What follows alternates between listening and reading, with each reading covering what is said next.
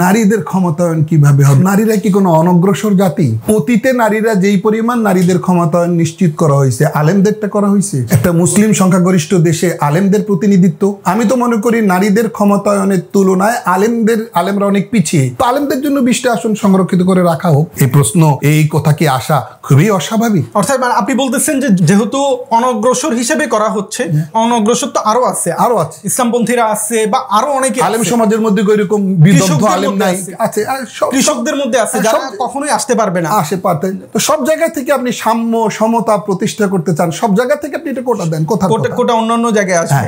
নারীরা তাদের যোগ্যতা বলে, দক্ষতা বলে সরাসরি প্রতিদ্বন্দ্বিতা করে, সবগুলো আসন পুরুষ নারী সবার জন্য উন্মুক্ত থাকবে, তারা ওইভাবে জনপ্রিয়তার গুণে তারা ওইভাবে আসবে। যদি আপনি সংরক্ষণ করে এইভাবে রাখেন, তাহলে তো ভাই ওই আগের মতো গায়িকা নায়িকাদের দিয়ে প্রতিনিধিত্ব হয় না, তাদের আনতে হবে সংসদে, মমতাজরা আসবে।